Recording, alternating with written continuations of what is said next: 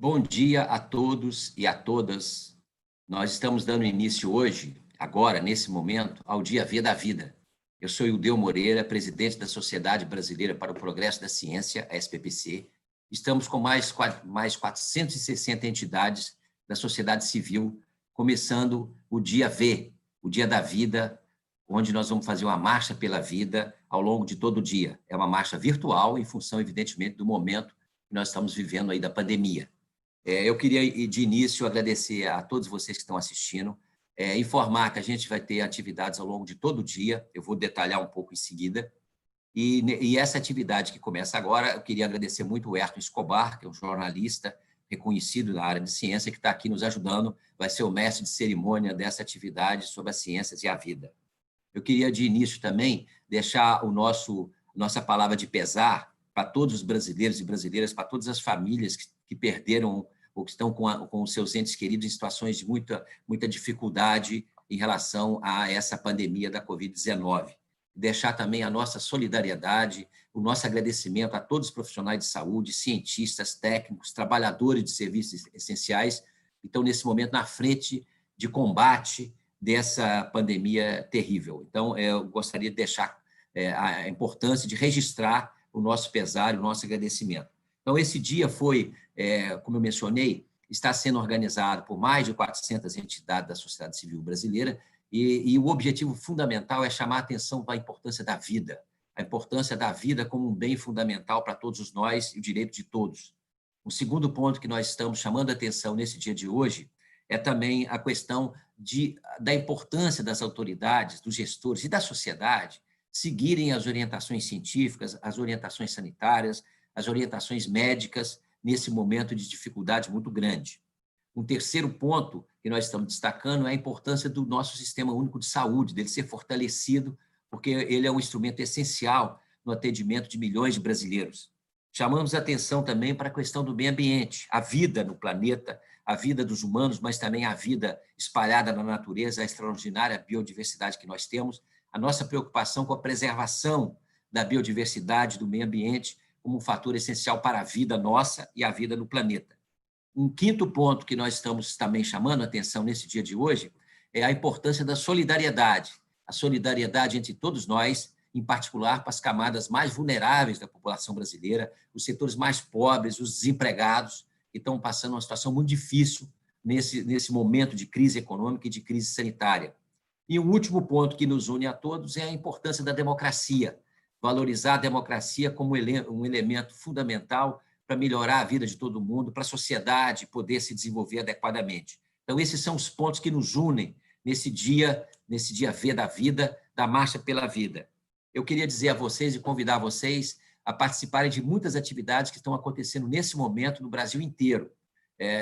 Tem a programação no portal da SPPC, ou então no site da Marcha, que é marchapelavida.org.br, tem uma programação de muitas atividades que estão sendo feitas na parte da manhã, como essa aqui. Na parte da tarde, nós faremos atividades nacionais integradas. Ao meio-dia, teremos um tuitaço, com as nossas palavras de ordem da Marcha pela Vida e da Frente pela Vida, e teremos também uma manifestação virtual em Brasília, com um mecanismo que está lá descrito no nosso portal e no site da Marcha pela Vida. Então, todos estão convidados agora, ao longo de todo o dia, a entrarem virtualmente, colocarem o seu avatar em Brasília e participarem dessa nossa marcha virtual. Nós teremos também à tarde, de 13 às 15 horas, a apresentação dessa declaração nossa sobre a Marcha pela Vida, a Frente pela Vida, e vamos levá-la também ao Congresso Nacional às 16 horas, entregá-la para uma série, um conjunto de lideranças parlamentares, das frentes parlamentares, tanto da Câmara quanto do Senado. E, ao final do dia, às 18 horas, nós faremos o encerramento com uma atividade cultural. Então, é um dia bastante intenso de atividades e a gente convida a todos os brasileiros, a todas as brasileiras, para participarem de alguma atividade, se manifestarem individualmente nessas ações que nós estamos propondo. Eu queria agradecer muito aqui toda a equipe da SPC, que tem se dedicado muito à comunicação, a Cláudia, a Ana, todo mundo, e vamos passar agora para essa nossa primeira atividade, que eu acho que vai ser bastante interessante. A ideia aqui foi a gente discutir as ciências e a vida como os diversos olhares de cientistas de diversas áreas do conhecimento, são todos profissionais reconhecidos nas suas áreas, e agradecemos muito a participação deles, que vão comentar, a partir dos seus olhares, das suas práticas, dos seus conhecimentos específicos, qual é a relação entre a ciência que eles produzem e a vida. Eu vou passar, então, para o Ayrton Escobar, desejando a todos vocês um ótimo dia V da vida. Legal. Muito obrigado, Ildeu. Bom dia a todo mundo. Parabéns aí pela iniciativa e obrigado pela oportunidade de poder dar uma contribuição aí como mestre de cerimônias para esse primeiro encontro, esse primeiro evento aqui. Como você mencionou, a gente vai ter 14 apresentações, né, de pesquisadores muito conhecidos nas suas áreas. Cada um deles vai dar o seu olhar de como a ciência se relaciona com a vida, e a gente vai começar do começo da história, né, que é com o surgimento da vida na Terra, com o professor Ismar de Souza Carvalho, professor do Departamento de Geologia da Universidade Federal do Rio de Janeiro, e vai, como eu disse, começar do início, né? Como é que a vida surgiu, evoluiu ao longo aí dos últimos mais de 3 bilhões de anos na Terra, e a gente vai passar por todas essas outras várias disciplinas até terminar com uma visão planetária da vida, né? A vida no contexto planetário, e também no contexto cosmológico, espacial, uma visão da astrobiologia, a possibilidade de vida em outros planetas. Né? Então, vai ser uma diversidade muito grande de visões, de opiniões. Vai ser bem legal a gente acompanhar isso aí. Então, vamos dar início à primeira apresentação do professor Ismar Carvalho, da UFRJ, com a paleontologia. Meu nome é Ismar Carvalho, eu sou geólogo e professor da Universidade Federal do Rio de Janeiro, onde eu pesquiso acerca da história da vida na Terra. Uma história que se inicia há 3,8 bilhões de anos, com organismos microscópicos muito simples e formados por uma única célula. No decorrer de todo esse tempo, do tempo geológico, muitas foram as transformações da vida e que estão preservadas nas rochas sob a forma dos fósseis. São restos de plantas, de animais, de bactérias e até mesmo de fungos, e que são um retrato e o registro da memória da vida no nosso planeta. Assim, as inúmeras formas de vida que existiram na Terra sempre acompanharam as mudanças ambientais, no clima, nas posições dos continentes e dos mares. E nós, os seres humanos, nós somos apenas parte desse longo processo de transformação contínua do nosso planeta. A vida, ela é produto do tempo, que tudo transforma e que possibilita dessa maneira o surgimento do novo. Legal, obrigado aí, professor Ismar. A origem da vida é um dos grandes mistérios, uma das grandes questões em aberto, né, na ciência, um dos temas mais fascinantes da ciência. E para a gente entender como é que essa vida surgiu e evoluiu lá nos primórdios, a gente precisa da química, né? Entender como é que ela se organizou do ponto de vista molecular, aquelas primeiras formas mais simples, as moléculas. E então, próxima apresentação aqui vai ser do professor Aldo Zarbin, do Departamento de Química da Universidade Federal do Paraná, especialista em nanomateriais. Eu sou Aldo José Gorgati Zarbin, professor titular do Departamento de Química da Universidade Federal do Paraná. A vida, essa vida palpável, física, intuitiva, é a mais exuberante demonstração da beleza da química. A química é, na verdade, responsável pelos blocos construtores que dão sustentação à vida e também pelo mecanismo que faz a vida ser o que é. Quando átomos de carbono, através de ligações químicas, se ligam a outros átomos de diferentes elementos químicos, carbono, oxigênio, nitrogênio, hidrogênio, entre outros, resultam em moléculas de diferentes tamanhos que podem ser relativamente simples, como as dos aminoácidos, ou absurdamente complexas, como as do DNA. Essas moléculas atuam como blocos construtores e, através de interações entre elas muito específicas e muito bem conhecidas, dão origem a arranjos, estruturas supramoleculares, composições que vão originar estruturas que formarão as células, células que formarão os organismos, organismos que são a base da vida.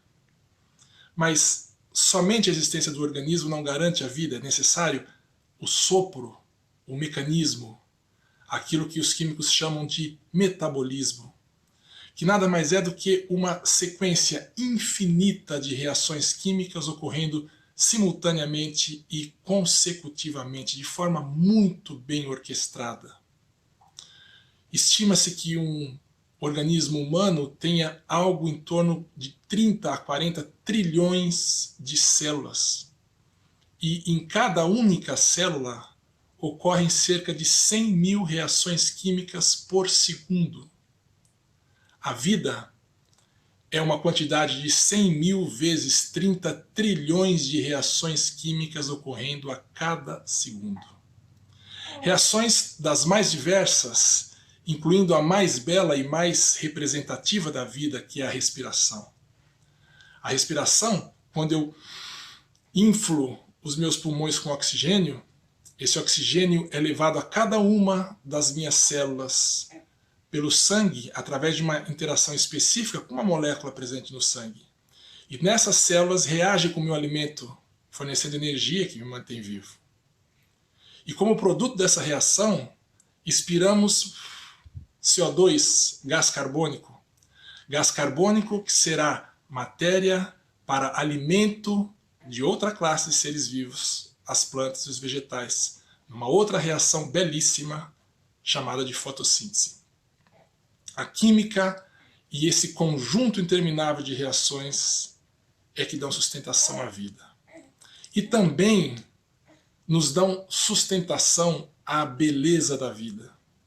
Sensações que fazem a vida ser o que são, ou que fazem a vida ser o que é. Sensações como alegria, felicidade, amor, medo, estresse, são formadas e decorrentes de substâncias químicas que são produzidas no organismo através de reações químicas quando somos estimulados para cada uma dessas sensações. A química é vida. Vida é química. Viva! Viva! Muito, muito bacana essa apresentação do Aldo. E aí ele falou, né, de respiração, fotossíntese, a evolução das moléculas dos organismos, aí você junta tudo isso, nasce uma coisa maravilhosa que é a Amazônia e a biodiversidade que a gente tem aqui no Brasil. E com isso eu passo a palavra para a professora Ima Vieira, do Museu Gueldi, no Pará, pesquisadora na área de agronomia e biodiversidade. Ima Vieira, pesquisadora do Museu Paraense Emílio Gueldi, Ecologia. A ecologia é o sentido da vida. A ecologia é muito mais do que o estudo das interações entre seres vivos e o seu ambiente. Ela fornece uma nova compreensão desses sistemas vitais, como eles são agora e como eles podem mudar no futuro. A ecologia fornece a base essencial para a manutenção da natureza. Manter um mosaico de habitats garante a sobrevivência de uma rica variedade de espécies. Os ecossistemas tornam a Terra habitável, fornecendo água, comida, ar, abrigo e muito mais. Tudo o que precisamos e desejamos para viver bem. E nesse aspecto, a biodiversidade é uma parte importante desse sistema natural dinâmico, em termos de estrutura e de função. A biodiversidade é fundamental para sustentar a vida. É ela que fornece serviços ecossistêmicos como o fornecimento de alimentos, a purificação da água, o controle de enchentes e secas, a ciclagem de nutrientes e a regulação do clima. E esses serviços são essenciais para apoiar o bem-estar humano. Todas as espécies expressam o brilho evolutivo e são necessárias para manter todo o potencial da vida. Do verme às aves de rapina, ao homem, toda a vida tem valor e depende de todo o resto. Até organismos aparentemente nocivos e predadores têm um papel a desempenhar na manutenção do equilíbrio ecológico. Mas apesar dos significativos aspectos ecológicos, econômicos, sociais e valores culturais da biodiversidade e dos serviços ecossistêmicos, a biodiversidade em todo o mundo está sendo perdida. E em algumas regiões, como nos trópicos, a um ritmo muito acelerado. A Terra como um todo é um organismo vivo, biologicamente semelhante a uma célula, planta, animal e ecossistema. Sem grandes ecossistemas intactos, a Terra se torna inabitável. Infelizmente, ela está sendo destruída pelo crescimento industrial e atividades econômicas predatórias, às custas dos ecossistemas. Após certas condições, os limites planetários, como qualquer vida, a Terra pode morrer. Repito, ecologia é o sentido da vida. Justiça, equidade e sustentabilidade são os ideais pelos quais a ecologia pode ser mantida. Aí, mensagem importantíssima da professora Ima, especialmente no momento que a gente está vendo, né, a volta do crescimento do desmatamento da Amazônia, também nos outros biomas, né, Mata Atlântica, Cerrado, Caatinga, e toda a biodiversidade contida em cada um desses biomas. Acho que ela ressaltou a importância de cada espécie, né, independente de ser um verme, uma ave de rapina, uma cobra, o que seja. E aí pode se aplicar até a primeira mensagem do Manifesto da Vida, né? Que o direito à vida é o bem mais relevante e inalienável da pessoa humana, sem distinção de qualquer natureza. Mas não só a pessoa humana, a gente pode até estender isso para todas as formas de vida na Terra, né? Seja um verme, uma ave, uma pessoa, ou, enfim, todos os seres vivos. E agora a gente passa para a área médica e quem vai falar é o professor Dr. Maurício Barreto, professor aposentado em epidemiologia do Instituto de Saúde Coletiva da Universidade Federal da Bahia, professor emérito da UFBA e pesquisador da Fiocruz Bahia. Eu sou Maurício Barreto, médico e epidemiologista, e eu falo em nome da saúde coletiva. Saúde coletiva é uma área científica e profissional que entende a saúde como central na vida. Não há possibilidade de indivíduos ou sociedades viverem em toda a sua plenitude sem boas condições de saúde. Saúde não somente entendida como um fenômeno individual ou biológico, mas saúde como expressão do contexto em que vivemos. Saúde como consequência das nossas relações com outras dimensões da vida, sejam elas sociais, econômicas, políticas, culturais, comportamentais ou ambientais. Saúde não pode ser separado de dimensões como justiça e equidade. Não existirá saúde plena em sociedades onde não existam razoáveis níveis de equidade entre seus membros. Essas noções estão impressas, por exemplo, no conceito de saúde definido pela Organização Mundial de Saúde no momento da sua fundação em 1945. Saúde como estado de completo bem-estar físico, mental e social. A nossa Constituição de 88 vai além e definiu a saúde como o direito de todos os brasileiros e brasileiras e o dever do Estado. Esse princípio constitucional é central para as nossas vidas e fundamenta a existência e concepção do Sistema Único de Saúde, o SUS. O SUS, com todas as suas incompletudes, é um projeto central para termos um sistema de saúde digno para toda a sociedade brasileira. O surgimento dessa epidemia, que ora nos assola, nos faz refletir sobre uma série de questões caras para a saúde coletiva, ao tempo em que destacamos a importância do SUS. Enquanto a pandemia não seja um problema restrito ao nosso país, mas sim de toda a humanidade, entendemos que a forma de responder e de buscar mitigar os seus efeitos reflete aquilo que dispomos em cada sociedade e em cada país. Enfrentar essa epidemia implica, em primeiro lugar, colocar a preservação da vida como questão central. Cada vida conta. Esta tem sido e sempre será o princípio norteador da saúde coletiva. Preservar e proteger a saúde e a vida em toda a sua plenitude tem sido a busca cotidiana da saúde coletiva como ciência e de nós, praticantes dessa ciência. Estamos solidários com toda a sociedade brasileira e defendemos que todos os mecanismos e recursos disponíveis sejam colocados para esse objetivo maior, o de preservar a vida. Recomendamos fortemente que o Sistema Único de Saúde seja fortalecido, desde a assistência hospitalar especializada até a atenção primária, para que cada doente ou infectado possa ser adequadamente tratado, protegendo a vida dos doentes e evitando que cada indivíduo se infecte.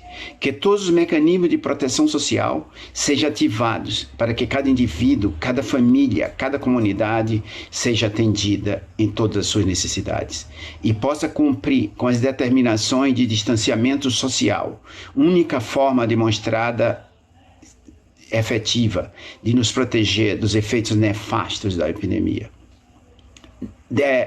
Defendemos que toda a nossa estrutura científica seja utilizada para produzir a maior quantidade possível de conhecimento que nos ajude a entender essa epidemia e a criar recursos, alternativas para ampliar a nossa capacidade de proteção. Nosso desejo é de que a sociedade deve buscar todos os meios possíveis para sair desse momento, sofrendo o mínimo possível de perdas. O contrário será mais danos, mais mortes, perdas indeléveis e irreparáveis. Nosso desejo é que nos unamos e em uníssono rejeitemos qualquer tentativa de aumentar estas perdas e de aumentar o nosso sofrimento. Nosso desejo é de que possamos sair dessa crise renovando os mecanismos de nossa solidariedade e de coesão, e que possamos juntos e em uníssonos repararmos as perdas que ocorreram e que nos unamos na construção de um mundo cada vez mais justo, inclusivo e saudável.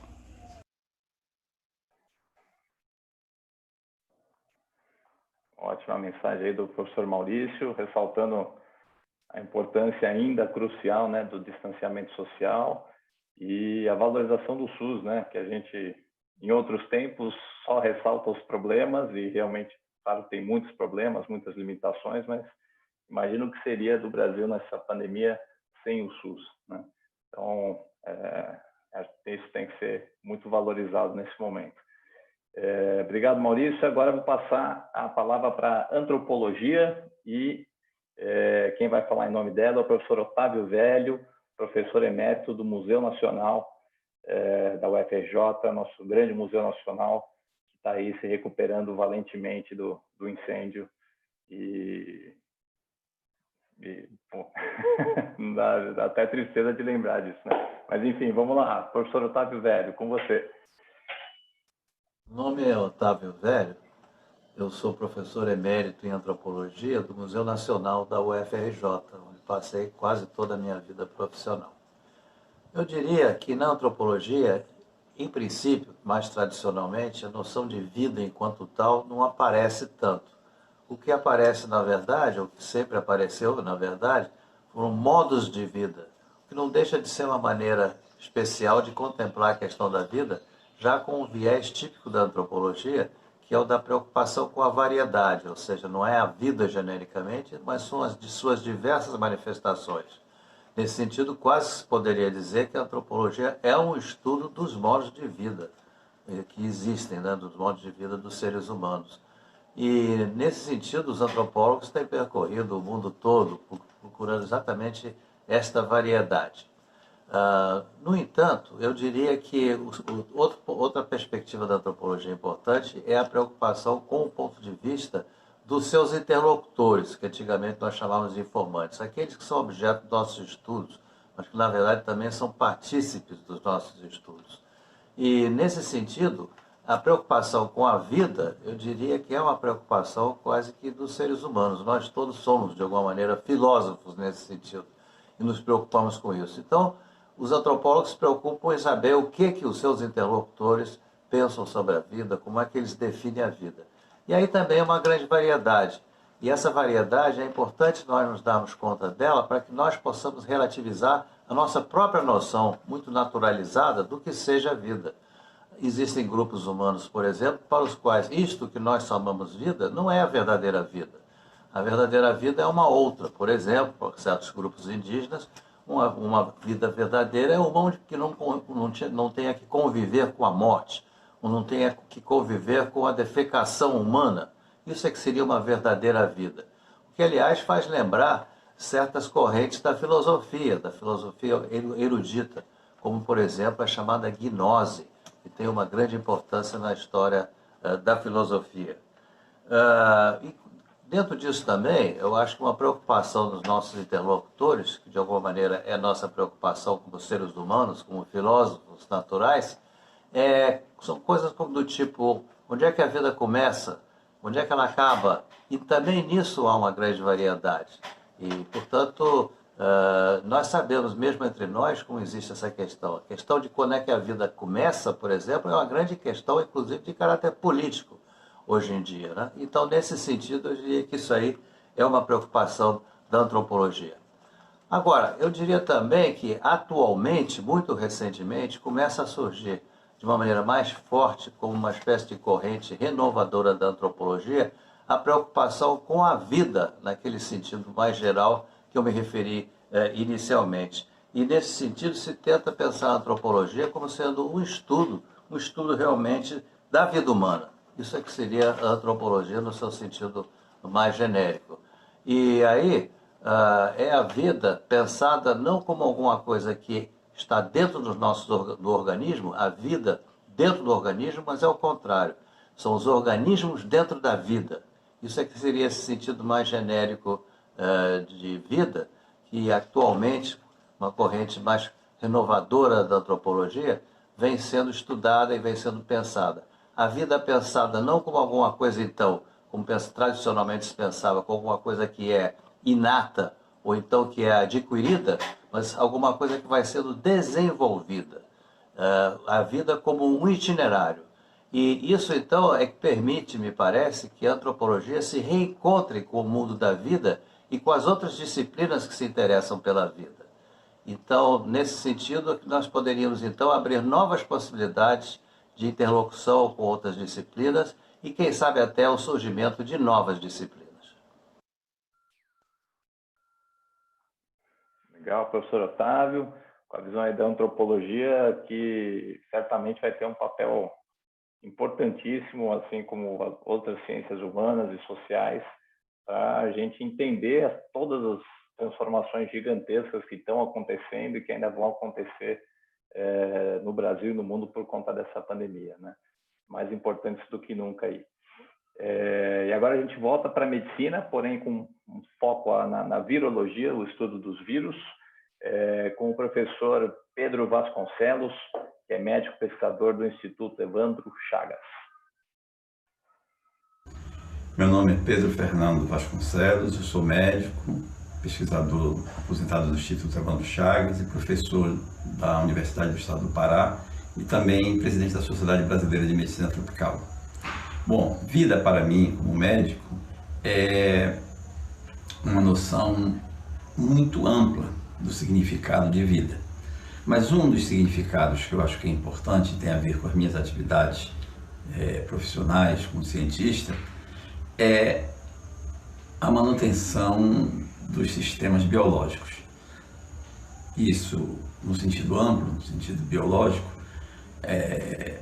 nós podemos dizer que a manutenção da vida é a manutenção de todos os sistemas biológicos funcionando. E por isso, quando nós trazemos aqui para essa visão amazônica que nós temos sobre a vida, a manutenção da vida, é a manutenção de todas as espécies, animais, vegetais, e essa vida, com uma biodiversidade muito grande, se quebrada, ela resulta na emergência de muitos patógenos. E isso nós temos visto com muita propriedade em estudos que nós e o nosso grupo de pesquisa no Instituto Evandro Chagas tem feito e tem descrito ao longo de mais de 70 anos de estudos no Instituto sobre arbovírus. Porque quando se destrói a floresta, obviamente, muitas vidas se acabam, sejam vegetais, sejam animais. E isso faz com que os animais e os transmissores desses vírus que estão na floresta se movam para outras áreas, e isso resulta na emergência, de modo geral, de novos vírus que podem, inclusive, ser patogênicos para o homem e causar doenças graves. Veja o que nós estamos vivendo hoje com a Covid-19, um novo vírus que veio do morcego e que se espalhou de forma pandêmica. Isso, a pergunta sempre que me faz é: será que isso pode ocorrer na Amazônia? E eu digo sim, é possível, desde que as condições sejam favoráveis, como foram para o Covid, para o novo coronavírus que causa a Covid-19. Então, preservar a floresta amazônica é, acima de tudo, preservar a vida, uma vida em equilíbrio nos ecossistemas que nós conhecemos hoje e que mantém essa bela floresta, talvez o último refúgio da vida selvagem livre que nós temos no mundo, que é a floresta amazônica, com toda a sua biodiversidade, sejam de vegetais, de vertebrados, aves, de insetos que podem transmitir esses vírus, e de vírus, porque nós conhecemos uma parcela muito pequena desses vírus. E as chances de nós termos milhares na chamada virosfera é muito grande, e nós devemos preservar a vida para que não tenhamos surpresas desagradáveis com a emergência de novos vírus. Obrigado, professor, aí remetendo a algo que a Ima já havia dito, né, num dos primeiros vídeos, sobre a importância de preservação da biodiversidade e dos ecossistemas naturais, não só para os bichos e plantas que vivem nessas florestas, no cerrado, na caatinga, enfim, mas para o bem-estar também de todos os seres humanos, inclusive nós que vivemos nas grandes cidades e mesmo distantes desses ecossistemas naturais, precisamos deles, né, para a nossa saúde, para todos os serviços ambientais essenciais que eles prestam para nós. E agora eu passo a palavra para o professor Renato Giannini Ribeiro, sociólogo, né, filósofo, professor titular da Faculdade de Filosofia, Letras e Ciências Humanas da Universidade de São Paulo. Bom dia a todos, companheiros nessa luta pelo conhecimento e, sobretudo, pela vida, no momento que ela está tão ameaçada, não só no mundo, mas especialmente no Brasil. Vou falar da filosofia. Filosofia não é exatamente uma ciência, embora seja no sentido mais amplo, em que o verbo scio, do latim, que vai dar em scientia, ciência, se refere ao saber. Filosofia é um saber. Mas há uma grande diferença entre a filosofia e a ciência hoje, que é o fato de que, enquanto a ciência procura, vamos dizer, a visão mais recente de um determinado assunto, refutando e superando os anteriores, na filosofia isso não existe. Na filosofia, os sistemas filosóficos permanecem válidos mesmo quando eles têm mais de 2000 anos. E isso, porém, também é uma visão talvez um pouco recente da filosofia. Porque se nós olhamos o período que vai dos pré-socráticos gregos, século VI a.C., até Descartes e seus contemporâneos no século XVII, temos mais de 2000 anos em que os filósofos, em boa parte, foram também físicos. Foi mais tarde que a física se separou da filosofia, também a psicologia nasceu dentro da filosofia, e a filosofia continua dialogando com muitas dessas áreas. A filosofia da ciência e lógica dialoga com as ciências, a filosofia política, que eu faço, dialoga com a ciência política, a estética dialoga com a crítica de arte, a filosofia da mente dialoga com o conhecimento científico da mente. Mas eu queria dizer que o ponto talvez crucial da filosofia é que ela está talvez mais do lado das humanidades. Humanidades não têm superação, não têm refutação. Grandes exemplos de humanidades, além da filosofia, são as artes e a literatura. Você não tem uma refutação da Ilíada pelo Don Quixote, uma refutação das esculturas de Fídias pelas esculturas do século XX. Não tem. você tem tudo isso permanecendo. E o que faz que a filosofia, da mesma forma, tenha sistemas que permanecem? É a solidez interna desses sistemas. Platão, Aristóteles, você pode dizer, Aristóteles critica Platão, sim, mas não refuta Platão. Porque os pontos de partida de Aristóteles, como de Descartes, de Hegel e filósofos posteriores a Platão, são diferentes dos platônicos. Então, essa é uma lição notável da filosofia, que você tem vários modelos de conhecimento, vários sistemas filosóficos, que são, dentro deles, inteiramente consistentes. Então, quando nós falamos hoje em mudar de paradigmas, a filosofia é isso. Quer dizer, um aprendizado de alguém que quer, hoje, devido às mudanças rápidas na vida, etc., alguém que vai mudar de paradigma, é basicamente fazer o que a filosofia faz. Você tem na filosofia uns 20, 30 paradigmas de primeira qualidade, e quem frequenta a filosofia tem, então, um instrumental fabuloso para lidar com o mundo em mudança como o atual. Mas, além disto, além desse interesse, vamos dizer, em você lidar com vários sistemas, há uma coisa muito interessante, que é a atualidade dos filósofos clássicos. Vamos pegar uma discussão muito frequente hoje, que é a discussão sobre a violência e o papel da televisão, da mídia na violência.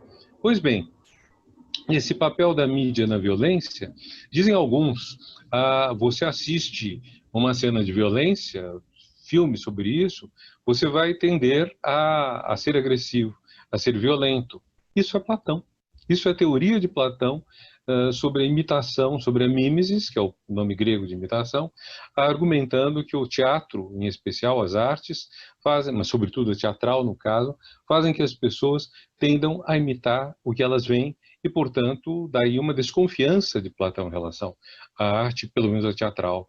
Ao passo que Aristóteles vai dizer não, vendo, digamos, a violência, eu tenho o efeito de catarse, que a palavra grega indica purgar, limpar, vai dar no equivalente de um purgante. Então, você vive, de certa forma, por procuração, a sua violência.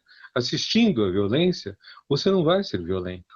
Então, quando nós temos esse debate tão atual, nós temos o quê? Nós temos, de certa forma, um replay de uma discussão Platão-Aristóteles, e da mesma forma nós temos muita coisa na filosofia. A filosofia tem um conjunto de conceitos, de conhecimentos, que é fabuloso nisso tudo. Então, e isso é mais importante ainda no mundo em mudança, em que a vida está se atualizando, em que a vida está crescendo.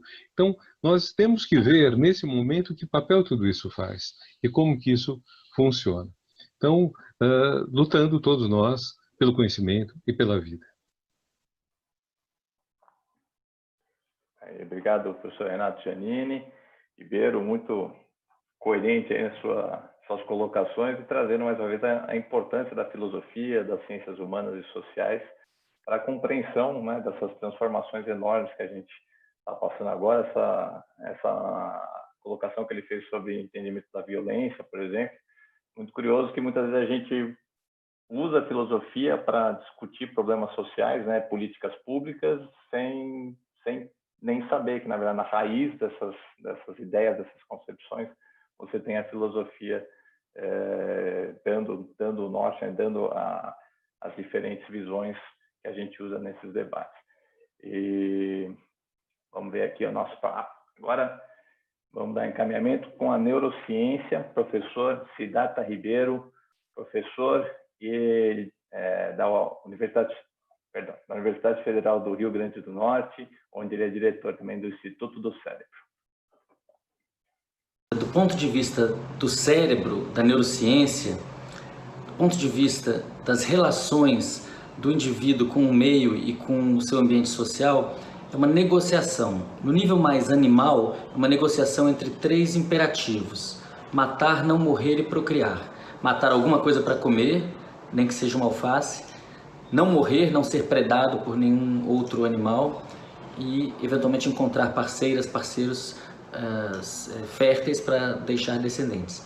Esses três imperativos darwinistas se aplicam, na verdade, a toda a vida animal sexuada, né?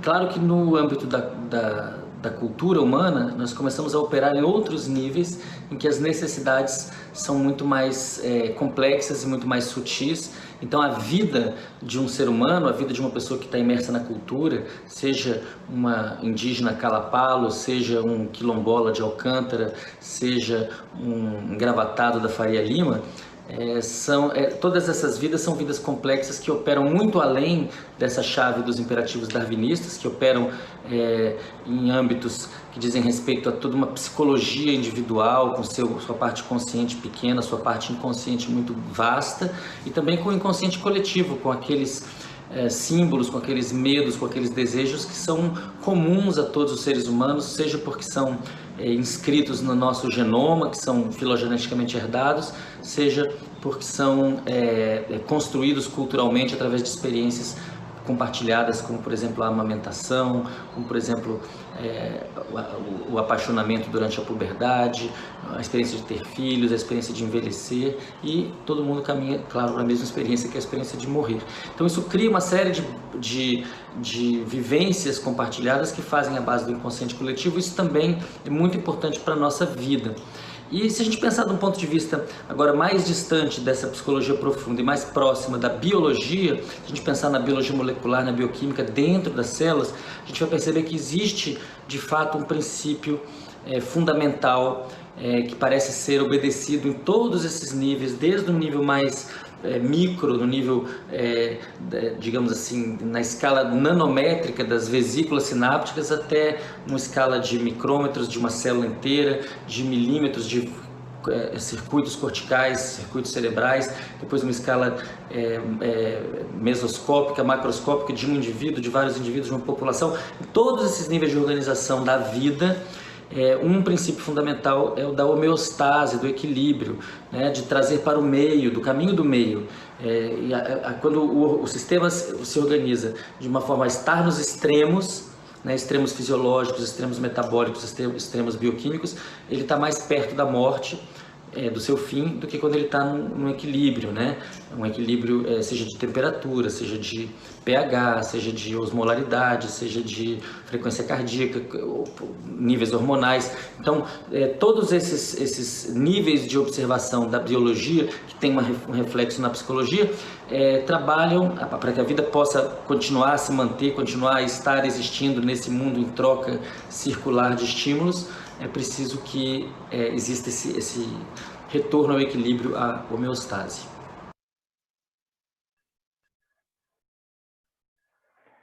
Muito legal, Siddhartha.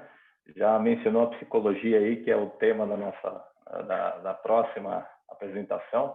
E bacana ter mencionado essa questão dos imperativos evolutivos, né? Que é sobreviver, comer e procriar, e como é que a relação desses imperativos com toda a complexidade do nosso convívio social, né? E um convívio muitas vezes conflituoso, né?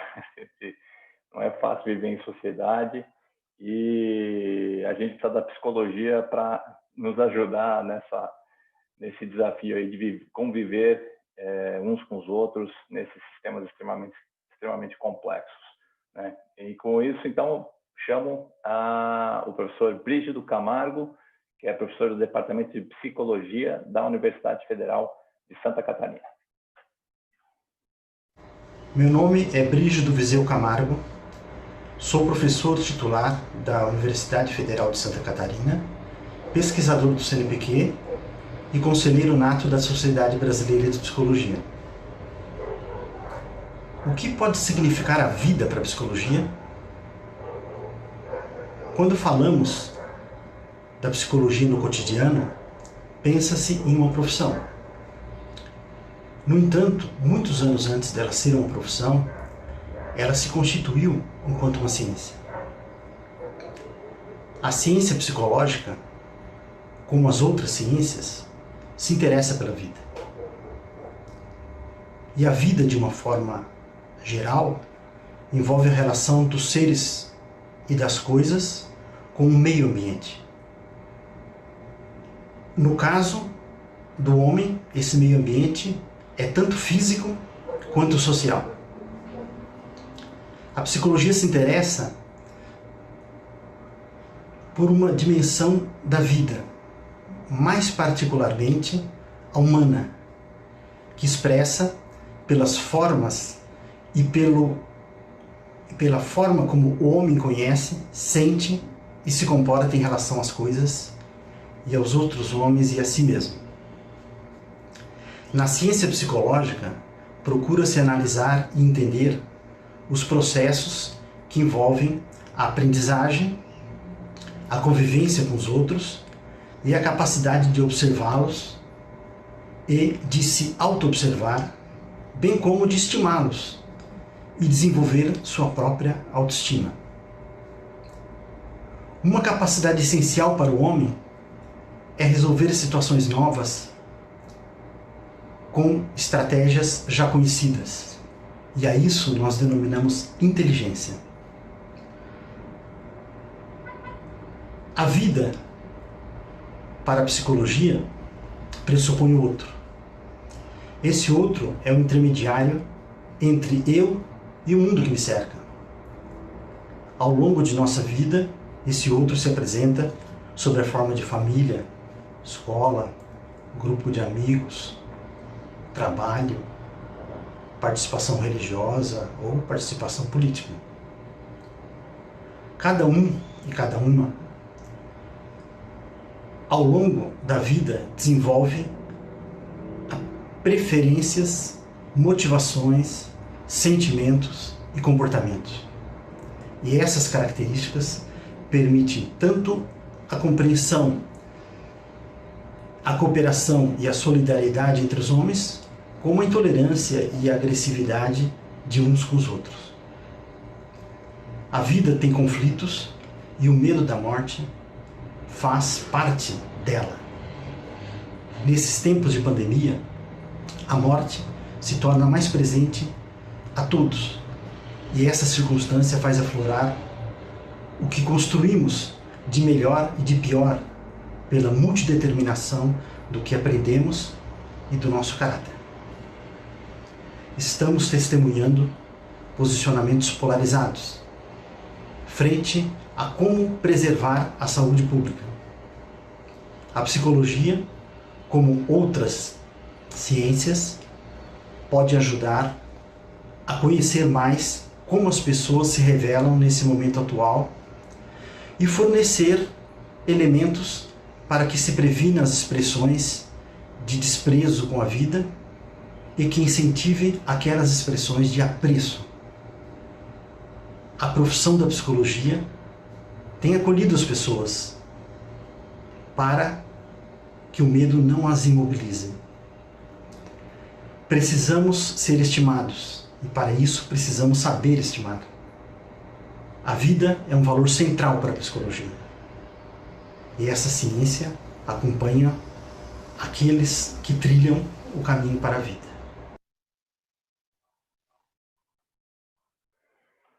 Obrigado, Dr. Brígido.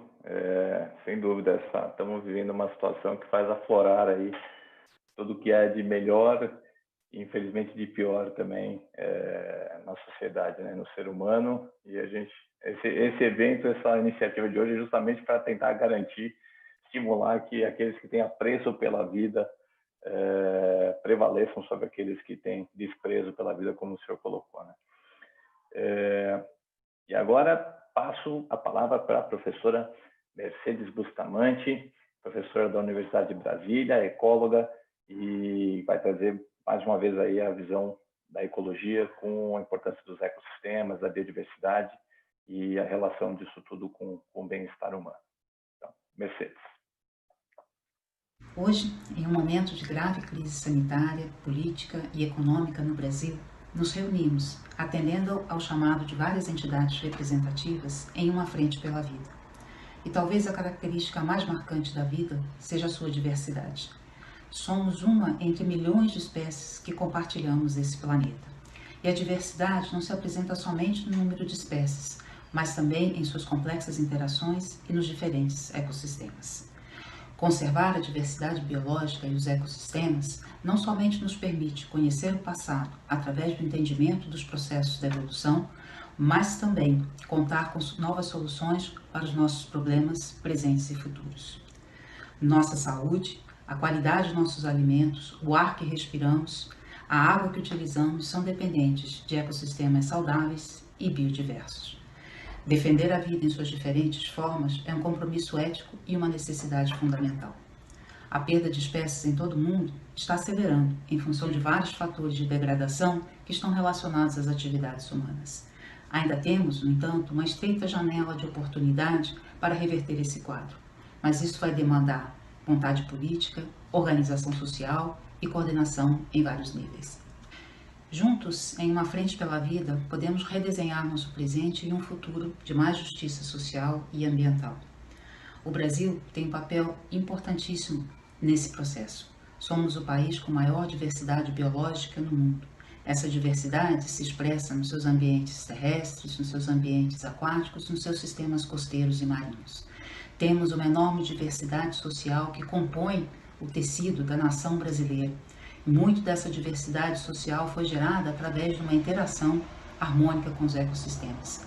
Podemos utilizar do conhecimento científico, da base científica consolidada ao longo de décadas sobre o conhecimento dos ecossistemas brasileiros, mas também do conhecimento tradicional de nossos povos indígenas, quilombolas, geraizeiros, ribeirinhos e uma enormidade de outros grupos que, na sua convivência com a natureza, nos permitiram armazenar conhecimentos que podem ser essenciais para o manejo da natureza no futuro.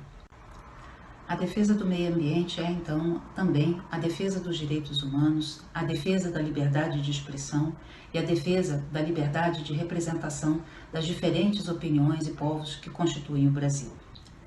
Hoje, na Marcha pela Vida, nos mobilizamos em defesa do meio ambiente, para que a nossa geração e as gerações futuras possam ter acesso à qualidade de vida e compartilhar a enorme riqueza representada pela biodiversidade. Obrigado, Mercedes, trazendo aí mais um componente, né, na discussão sobre vida, biodiversidade, meio ambiente, que são os povos tradicionais, né, indígenas, ribeirinhos, que, como diz o manifesto da vida,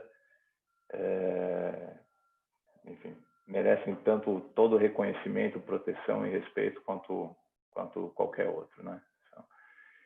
E, bom, o meio ambiente em que a maioria de nós vive é a cidade, né? E aí a gente precisa também do olhar da arquitetura, da poesia, e para falar sobre isso eu chamo aí o professor Fausto Nilo, arquiteto e poeta, para dar a sua contribuição.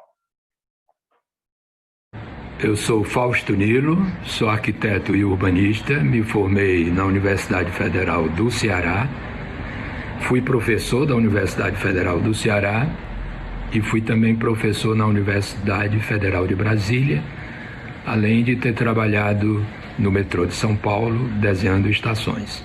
Nos últimos anos, tenho me dedicado com mais exclusividade às tarefas do urbanismo. Trabalhar com urbanismo é trabalhar com a vida das pessoas. O papel de um urbanista é ajudar e colaborar nos arranjos adequados daquilo que muitos, em muito tempo, construíram, que são as cidades. Elas nasceram por uma necessidade de vida compartilhada, como uma matriz de intercâmbio diversificado. Há 8.000 anos, esse modelo vem sendo praticado. Infelizmente, enfrentamos uma pandemia que produz um paradoxo para o trabalho do urbanismo no mundo todo. Estamos a estudar como resolver esse enigma. Ficou demonstrado nas últimas 3 décadas que a boa cidade é aquela que oferece acesso justo, igualitário a todos para encontrar oportunidades, sejam elas de convívio, seja de informação nos dias atuais, e seja de trabalho, de lazer, etc. Para isso, temos que compreender muito bem o papel da base natural que nos apoia. Ela precisa ser restaurada, houve muita destruição com respeito a isso. Parte dos problemas da pandemia, sabe-se hoje que são decorrentes dessas ações inadequadas de artefatos em relação à natureza. E também precisamos compreender muito bem como se movimentar e como manter a convivência indispensável entre as pessoas, porque é a partir dela que se dá esse intercâmbio a que eu me referi. Então, o grande desafio do urbanismo nesse momento em relação à vida das pessoas na cidade é assimilar os problemas que foram aprendidos durante essa pandemia para descobrir que forma física, que maneira de se movimentar e que relação com a natureza podemos administrar para obter uma vida com felicidade, justiça e segurança. Nossos irmãos estão cedendo suas vidas de maneira precoce ao crime, produzindo nos residentes os efeitos do crime e o medo do crime. Tudo isso ocorre com maior importância na medida em que recusamos a vida em comunidade completa e impedimos que as pessoas escolham formas de morar conforme seu estilo de vida, seu poder de renda e também sua maneira cultural de ver a vida em vizinhança. O que é certo é que precisamos restaurar a vida de vizinhança nas cidades. Só ela pode produzir a solidariedade que se evidenciou como a matéria mais cara durante esse processo que estamos agora a atravessar.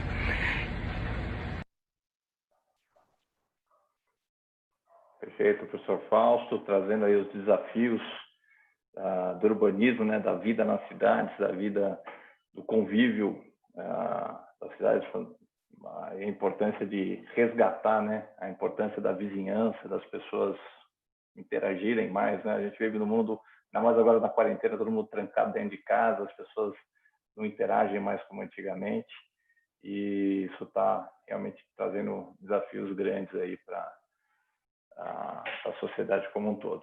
Então, obrigado, Fausto. E para entender o presente, a gente precisa conhecer o passado, né? E para dar a perspectiva aí da história, eu chamo a professora Isabel Lustosa, pesquisadora da Fundação Casa de Rui Barbosa.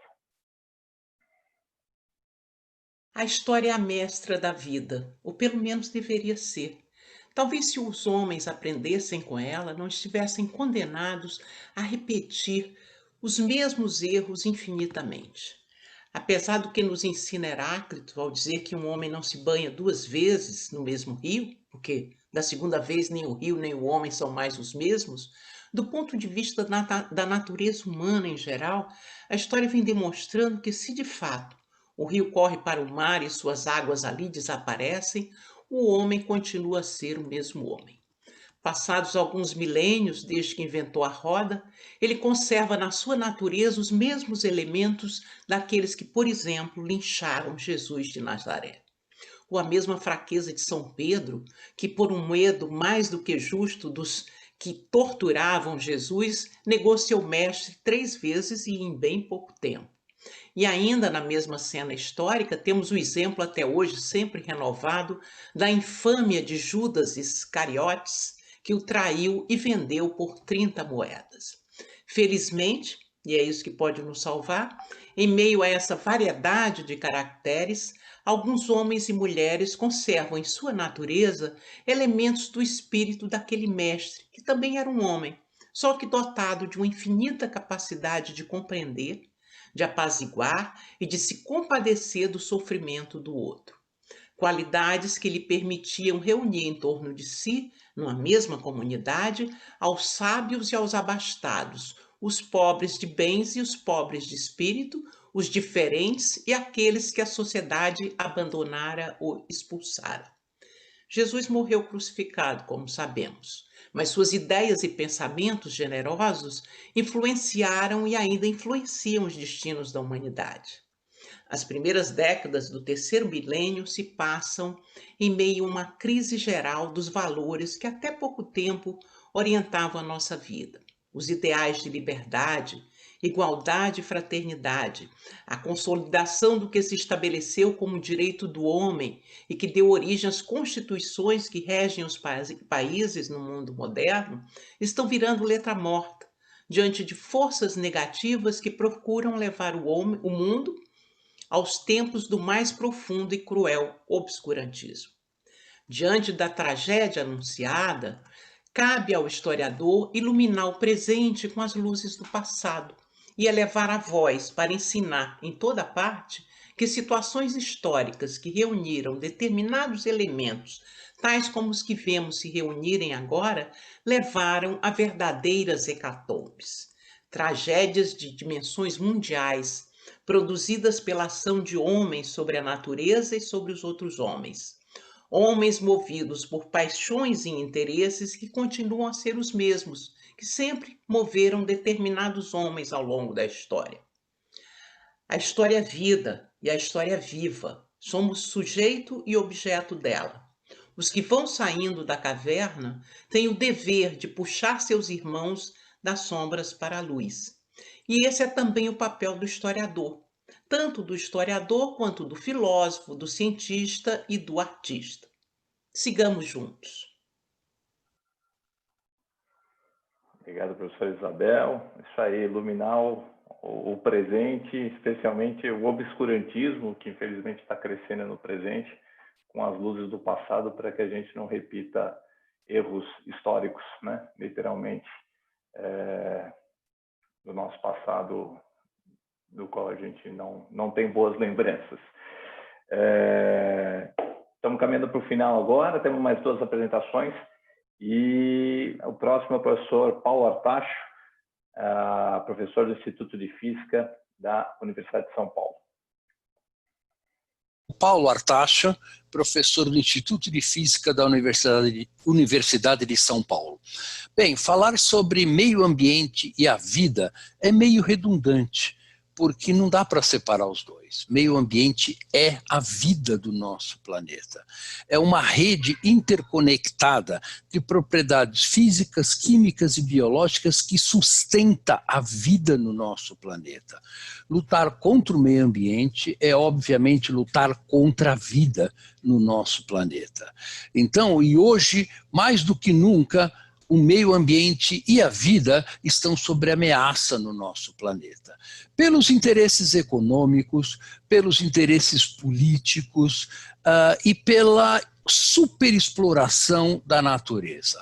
A própria pandemia do Covid-19 nasceu da superexploração da natureza. Nasceu do fato de não deixarmos os ecossistemas naturais prosperarem, terem o seu próprio desenvolvimento e deixá-los em equilíbrio como estão há milhões e milhões de anos, como a floresta amazônica.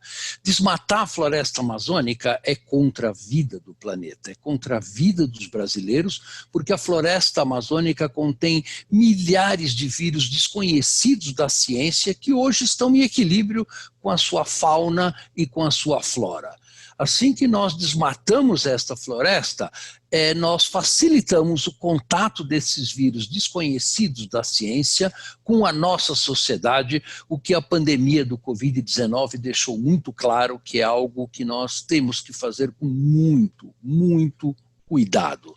E o meio ambiente urbano está sofrendo uma degradação importante com a questão da poluição do ar, com a falta de transporte coletivo sustentável para a população, e o meio ambiente global, mais do que nunca, também está ameaçado agora com a questão das mudanças climáticas globais. O planeta está em um forte sistema de aquecimento e, se não fizermos nada, continuarmos emitindo poluentes como nós estamos fazendo hoje, a temperatura média do nosso planeta pode subir 4 a 5 graus. Isto vai fazer com que muitas zonas, regiões do país e do planeta sejam praticamente inabitáveis, com ondas de calor, com eventos climáticos extremos que vão trazer prejuízos socioeconômicos muito maiores do que a pandemia do Covid-19.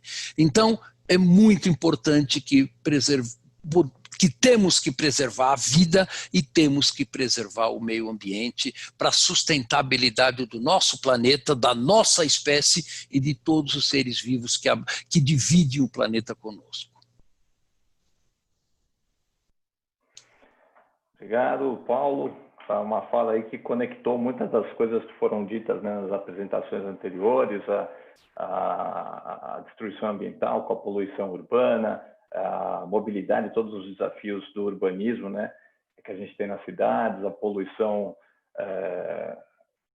dos rios, do ar, de tudo, e como isso tudo converge e se une num grande problema planetário, que é talvez o maior desafio de todos, né, que são as mudanças climáticas globais. E quando a gente finalmente conseguir resolver a pandemia, certamente esse voltará a ser o grande tema, e ele engloba tudo que a gente está discutindo aqui hoje, inclusive pandemias, aumento da ocorrência de doenças e todos os outros problemas já mencionados.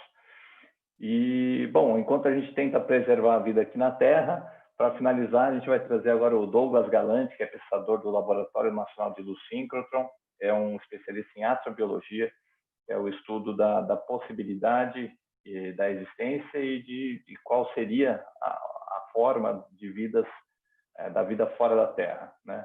Então, para finalizar, Douglas, com essa visão aí extraplanetária.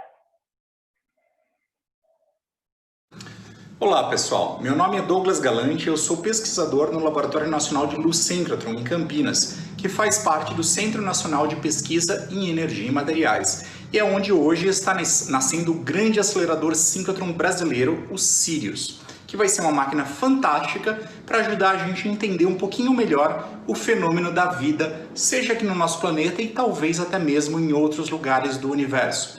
A minha profissão e a minha área de pesquisa é a astrobiologia, que é uma área de pesquisa intrinsecamente inter e multidisciplinar que procura entender o fenômeno da vida no universo, sua origem, sua evolução, sua distribuição nos mais diferentes locais do nosso planeta e mesmo fora dele, em outros planetas, e qual é o futuro da vida no universo. Apesar de até hoje a astrobiologia não ter encontrado nenhum indício da existência de vida fora da Terra, a gente continua procurando, mas acima de tudo, a gente continua estudando a vida aqui no nosso planeta como base da vida que a gente poderia encontrar em outros lugares do universo. Bom, na minha área de pesquisa específica, eu estudo muito a vida passada da Terra, ou seja, os fósseis, e principalmente os fósseis muito antigos, da era que a gente chama de pré-cambriano, em que basicamente a vida como a gente conhecia, ela não existia. Não existiam plantas, não existiam animais, dinossauros, nada disso. Existiam basicamente bactérias, organismos muito simples, unicelulares, vivendo no oceano. Hoje a gente consegue usar as ferramentas, por exemplo, os grandes aceleradores síncrotron, para estudar essas bactérias que foram fossilizadas, preservadas, guardadas no interior de rochas, e entender como que elas eram feitas e, a partir desse entendimento, a gente propor ferramentas, metodologias para que as sondas que vão para Marte possam procurar por esse mesmo tipo de sinal. Então, o entendimento da vida passada na Terra, do passado longínquo, lá dos primeiros milhões, centenas de milhões de anos do nosso planeta, permite a gente a desenvolver mecanismos de procurar por vida fora da Terra. Além disso, em astrobiologia, a gente também trabalha estudando a vida presente no nosso planeta, em especial a vida nos ambientes mais hostis que existem, os chamados extremófilos. Existe uma diversidade de organismos, principalmente unicelulares, que são capazes de sobreviver adaptados às mais variáveis condições ambientais que seriam muito difíceis de serem suportadas pelo homem. Então, alto pH, alta temperatura, baixa temperatura, alta pressão, enfim, todo tipo de ambiente. Basicamente, desde o fundo dos oceanos, mesmo do fundo das rochas, no fundo dos oceanos, 10 quilômetros de profundidade, até 30 quilômetros de altitude lá na estratosfera, a gente pode encontrar esses organismos extremófilos vivos, felizes, se multiplicando. Então o nosso planeta é repleto desses organismos. E a gente pode, usando as ferramentas da biologia, e a abordagem multidisciplinar da astrobiologia, a gente pode estudar esses organismos, trazer eles para o laboratório, entender como que molecularmente, celularmente, eles são capazes de lidar com esses ambientes e, a partir disso, encontrar lugares em Marte ou em outros planetas, até mesmo exoplanetas, fora do Sistema Solar, lugares que poderiam ser habitados por esse tipo de organismo. Então, a vida como a gente conhece no nosso planeta, ela é fundamental para o entendimento da vida em outros lugares. Conhecer a diversidade de formas, tamanhos, química, que a vida, que as diferentes células do nosso planeta são capazes de lidar, permite que a gente procure por outros lugares do universo que também possam ser habitados, e esse tipo de conhecimento vai embasar e embasa as sondas que vão para Marte, embasa os grandes telescópios que estão sendo construídos para procurar e caracterizar esses exoplanetas e procurar por sinais de vida fora da Terra. Então, quando a gente fala de responder a pergunta fundamental da ciência e da humanidade será que estamos sozinhos no universo? Ela recai sobre o conhecimento da vida e da preciosidade da vida que a gente tem aqui no nosso planeta, para daí extrapolar para fora da Terra. Show, legal, muito legal, Douglas. Acho que conectou tudo também de uma forma maravilhosa. Aí você vê, para pesquisar a vida fora da Terra, a gente precisa estudar os fósseis, né, das primeiras formas mais primitivas e simples de vida aqui do nosso próprio planeta, bactérias fossilizadas, né? E para fazer isso a gente precisa da química, precisa da física, precisa da engenharia, dos materiais para construir as sondas que vão para o espaço, enfim. Tudo se conecta aí. E aí, quando falou dos extremófilos, né? O Ideu está de volta aí. Eu fiquei pensando, né? Alta temperatura, pH, ambientes contaminados, etc. Pô, o ser humano hoje acho que pode ser considerado um extremófilo, né? Porque as condições em que a gente está tendo que viver com pandemia, aquecimento global, mudanças climáticas e tudo mais, somos todos extremófilos. E vamos tentar superar essa. Então, obrigado a todos, obrigado à SPPC, obrigado ao Ideu mais uma vez aí pelo convite e poder dar essa contribuição. E passo a palavra de volta para você, Ideu, para convocar e convidar o pessoal aí para os próximos eventos do dia. Bom dia a todos. Muito obrigado, Ayrton. Queria agradecer muito a você pela ótima atividade de conectar todas essas visões diferenciadas sobre a vida. Essa foi a iniciativa que a gente tomou nos últimos dias. Eu acho que, apesar da pressa, como foi organizada, eu acho que deu um painel bastante significativo, interdisciplinar das diversas visões da ciência. Eu acho que a gente tem de continuar a fazer isso muito mais. A universidade tem que discutir muito mais esses grandes temas que unem as ciências e discutir isso publicamente, debater e apresentar para a população, para todos os brasileiros e brasileiras, ainda mais nesse momento que a gente está vivendo em relação à vida de todos. Então, eu queria, portanto, agradecer muito a vocês, convidar vocês para a nossa próxima atividade, que vai ser Saúde e Educação nos Municípios, uma plataforma em defesa da vida. Isso aí vocês podem ver também pelo YouTube, mas no Marcha pela Ciência de Minas. Se você botar Marcha pela Ciência Minas, vai entrar na atividade que começa agora às 10h30, sobre a saúde e educação nos municípios, com pessoas especializadas nisso, tanto da parte da educação quanto da parte da saúde, e é fundamental que a gente valorize as atividades nos municípios, porque às vezes a gente pensa muito na atividade, as relações com o governo federal, que são importantes, evidentemente a gente está vivendo um momento muito difícil nisso, mas também é fundamental que a gente discuta políticas de educação e de saúde nos municípios onde as pessoas vivem. E convidar vocês, reforçar que ao meio-dia nós teremos um tuitaço, que a gente convida todos vocês a participarem. Já está aberta a manifestação virtual em Brasília, vocês podem, pelo portal da SPPC ou pelo site da Marcha pela Vida, podem entrar nessa manifestação virtual, colocar o seu avatar em Brasília e participar desse movimento que hoje vai durar o dia inteiro. Como mencionei, às 13 horas nós vamos ter depoimentos de várias das entidades, de pessoas representativas, de personalidades, sobre os grandes temas que estamos discutindo hoje. E às 16 horas entregaremos isso no Congresso Nacional. Então, eu queria convidar todos vocês para, ao longo do dia, divulgarem, participarem da nossa Marcha pela Vida. E agradecer todas as equipes da SPPC, todas as pessoas que nos ajudaram e, evidentemente, todas as pessoas que gravaram sobre as suas visões sobre a vida a partir das suas disciplinas E muito obrigado, Ayrton. Acho que você fez aí uma excelente síntese. E esse programa vai ficar gravado, né, para a gente discutir, e vamos fazer outros também nessa linha. Muito obrigado a todos.